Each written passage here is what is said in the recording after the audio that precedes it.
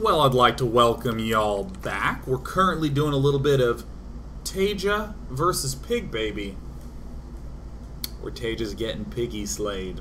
You know what I'm saying? He's getting murdered by the clomping hooves and darling curly tail of PigBaby's gorgeous, delightful, zealot-focused, mineral-focused Protoss vs. Terran strategy. Love it so much. And I mean, there's all these little things that you start to think about. Observers, a gas-based solution to keeping PigBaby alive so he can do his mineral strategy. Let me do a different version of that same economic statement. A lot of Protosses are going Colossus Templar while counter-harassing with Zealots. They're getting the value with minerals.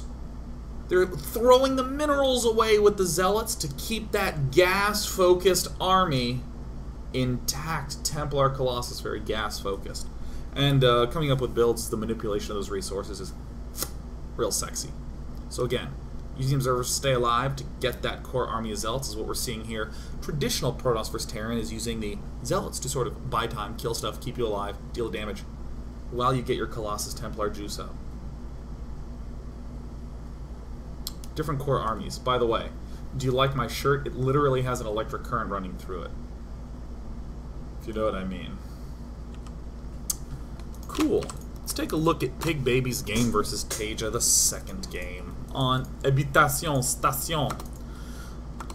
I think this part 2, again, might be a little short. I thought part 1 was going to be short, and I made a big fat lie. Also, shout out to Nathanius, who is up in chat. What up, Nathanius? I apologize for all the future losses that this causes, but I think it's all in the interest of video games. We got Habitual Line Stepper and GG the Throne hanging out as the new subs. Welcome to the day nights. Pleasure to have you. Alright, PigBaby. Seeing the usual, the huge. I mean, there's a lot of this that's not terribly sophisticated, but we'll watch it yet again. Mama Ship Core, Gas, et Pylon. I like this as the spot for the forges so freaking much. Because you can build anything in any location that you want when you're Protoss. Orpans give you the freedom to place Legos poorly. PigBaby, we see, the use of these stalkers is going to become a little bit more prevalent as TaeJa is doing an entirely different build. PigBaby's doing the same stuff. Robo Facility. Swiftly following on the heels of his opening. Now, I want you to keep in mind that I talked about these 7:30, these 8-minute timings that are so the rage of the Terrans right now. Again, Maru did this in last week's daily. We did a little analysis of that. We're seeing the same sorts of things. Lots of chrono boosting. Robo getting all them observers out. Assimilators popping down at about 6:30. Uh-oh. PigBaby, gimme your vision. Much to Terran's derision. So first observer popping out. See that medevac coming up? Well, all the stalkers chilling at the front. We get 4 stalkers. We get a lot. And then everybody comes home. Everybody. All the body buddies coming on home. Now we see PigBaby getting a Robo Bay on this map. This is a much more typical path for a Protoss to take to get some observers and swiftly get the Robo. This has a lot to do with how crappy it is to take this expansion. It's actually really, really drop heavy. You have a little bit of easier spotting time on Eauvel growth. But cool. Sees everything that's going on. I'm going to be getting the double gateway for safety, because we ain't expanding really anytime soon. Nearly killing that off. And this no problem. Come on, PigBaby. I know you got it in you. So you see this sort of prevalence of a lot of stalkers early. Helps lots with the mine drop. We didn't really ever see the mine drop take too strong a form. And this is really becoming like the build du jour. The popular build. Protosses are starting to realize they don't actually need that third super duper fast. They don't need a lot of Colossus super duper fast. Whereas some Protosses would try to go single forge and dare with the Expo. It's just really hard and easy to lose in this game. So whatever, cool. 1 active observer, 3 defensive observers, and soon enough, another defensive one. So much energy spent in the Double Forge. We see not 1 Colossus, but 2 are going to be used to help get this expansion. We see photon cannons in these extra locations because the mines have revealed themselves. As just a general statement, if our opponent went out of his way to get some mines, then we can go out of our way to get 2 cannons. There's really no money won or lost. Just absolute map lockdown. This sort of maneuver is much more comfortable to do when you have all this vision up here, and as we see, TaeJa is always going to be wanting to do something a little sneaky. Alright, back to the PigBaby cam. We see him getting ready to take that expansion, and wouldn't you know it, almost 24 probes at both bases. Just too shy of it.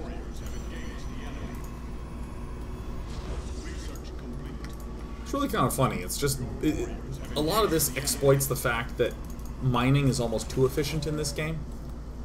So you can overbuild and then just slam out a whole crap ton of probes and then just transfer them.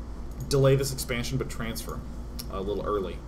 Now the Colossus count, I think, is going to be the interesting component to this game. Because as much as I have talked to great excess about the Zealots and their awesomeness, a lot of the reason the Zealots work is because our opponent does not really have the best army to fight it.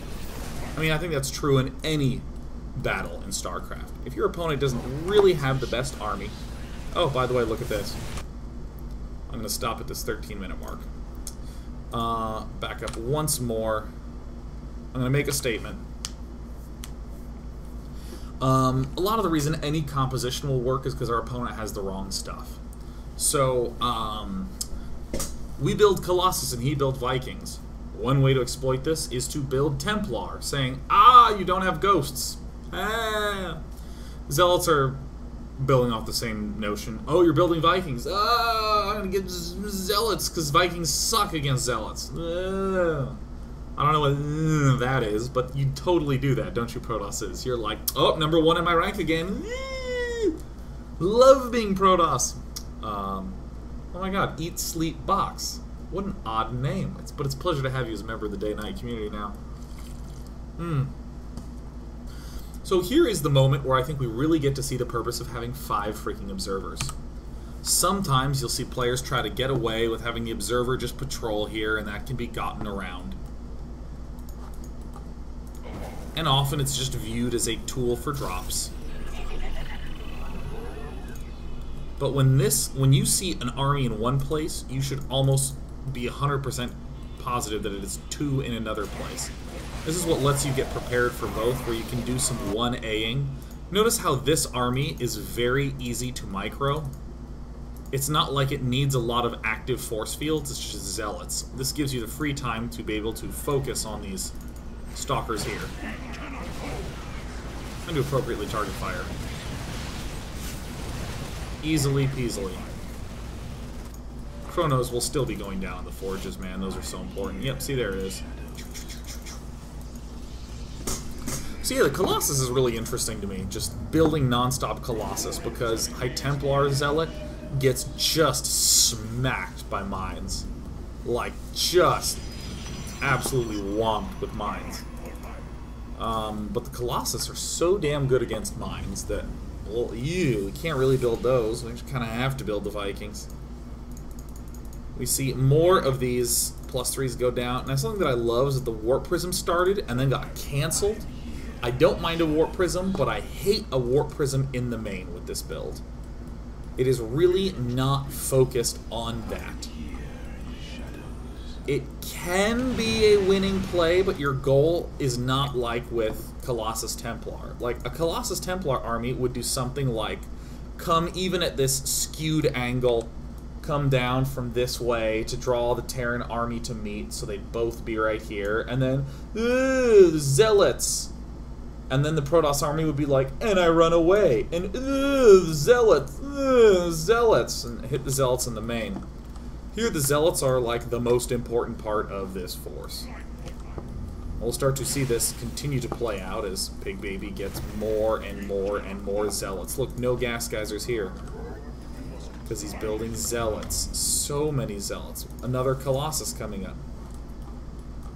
War Prism going to that side of the main, but look at how many Zealots are getting warped in. It's about the Zealots, baby. Zealot, Zealot, Zealot, Zealot, Zealot.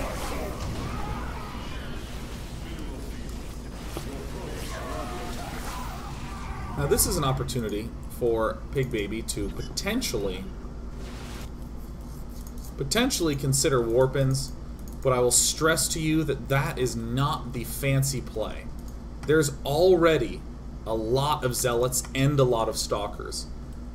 19 Stalkers total. It's a big direct confrontation force. It's all about the Zealots and all about the Stalkers. Those mineral-heavy late-game units. It's kind of brutal and gruesome when a player wins not just the battle in the main, but also the battle that's at the front. But here's the moment that I want to use as my argument for keeping your Zealots together. How many Zealots are in this main? Well, there's 10. Because there's 10 gateways. This Colossus army is on the risk of dying to this force. Sure, kiting will happen, but the moment this becomes the most one-sided fight in the whole wide world is when the Zealots show up and tear everything to shreds in a matter of seconds. Imagine if these 10 Zealots were part of this original big Colossus force. That's what I'm talking about. Let's go ahead and watch one more. Oh, FSA 54, AS 54, F54. To hell with your difficult name. But it's a pleasure to have you at the Day Nights. If you watched the final series between PigBaby and TaeJa, you saw lots and lots of Stargate-based openings, which are fantastic when we're thinking of a series logic. You can prepare Stargate builds, or you can prepare just generally big, varied builds. However, this build is so safe. Oops. It is so safe. We're just getting Stalkers. We're getting a Robo. See the Chronos there? Seems like a very funky move is to help us get those extra Stalkers out. Mega, mega fast. Giga duper fast. So we see simple overcharge at the front. Marines and mines in the main. No problem. So good from TaeJa. I mean, TaeJa's control is pretty marvelous, but PigBaby's play is just straightforward as hell, man. If there's ever an attack that fails, I would absolutely recommend getting a forge. 2 forges faster than usual. These gateways are good for light, small defense. Colossus are good for big-ass armies. If he's done an early, fast attack, he can do light follow-up attacks, but he is going to be stilted on his attempts to get a large army, so that means we get to skip the Colossus, if we so desire. I have no problem with you rushing very quickly to get up. Double Forge. I think this is another cute play. Hey, if there's no way you can do a big, scary attack, I'm just going to take a Nexus. Anything that exploits that your opponent does not have a big army is really good. Now we're seeing PigBaby go Nexus and then Double Forge. I will stress, this is almost certainly the best play. This is the harder play too. If you are looking for a chance to just sort of experiment around and you want to try this build, I very much so encourage you that if your opponent makes an attack and it doesn't work, do the Double Forge very quickly before your Robo Bay.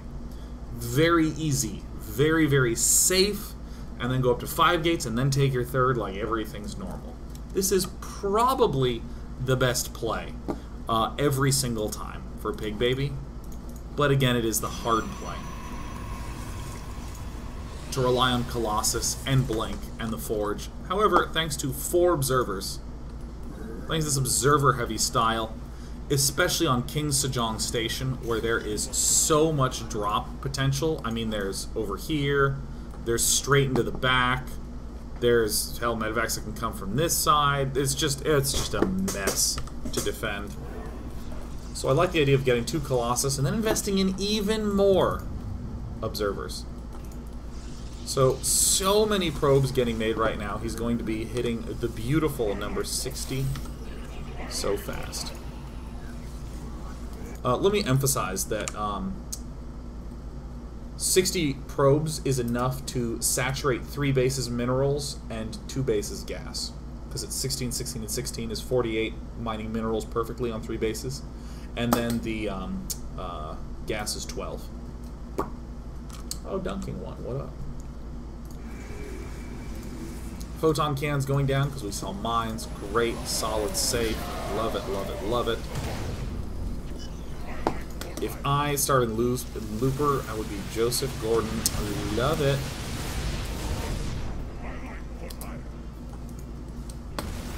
Okay, cool. We see TaeJa doing the usual stuff. See, here is the reason that I would generally say be careful taking this base if you are inexperienced or are concerned about doing this build. Because it's probably the best play every single time. But let's not get ahead of ourselves. TaeJa is putting on a crap ton, frick load, fuzzle butt pressure. Our win sequence is going to be built around the 2-2 upgradios.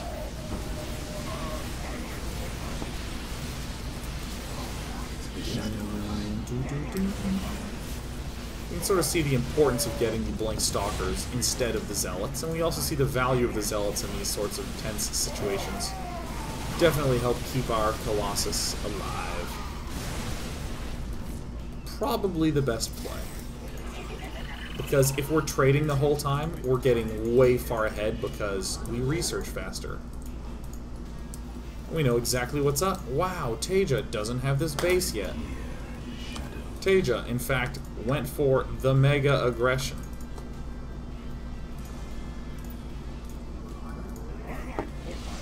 Alright. Alright.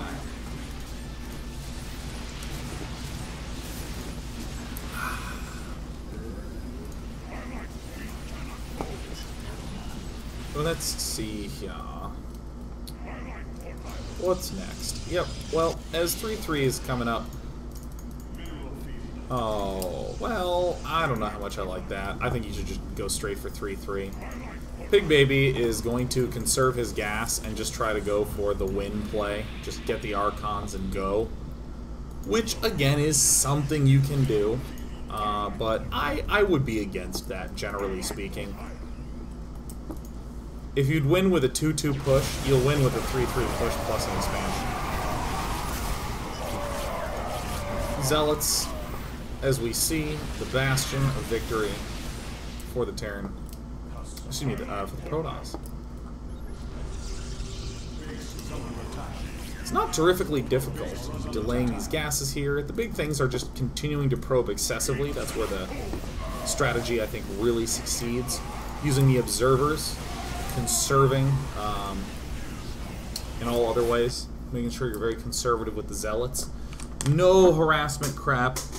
You may have watched my daily a while back about Fnatic Harstom's play, and he is a beautiful example of the complete opposite end of the spectrum in this sense, of a Protoss player building the core army that's mostly gas, with Templar and Colossus and Mortals and Stalkers, that sort of thing, and then using little fringy Zealot to kill. If you are really looking for a chance to do fringy kills, Dark Templar. Get your 10 gates, maybe 12 gates, with your 3-3 coming, and just get a Dark Shrine. because that's a very conservative on minerals move. It's not like sending 10 zealots to the base to kill the workers. It's like sending a DT or two. It's a little more on the gas, but that's fine because we're a mineral-focused player, not a gas-focused player with this build.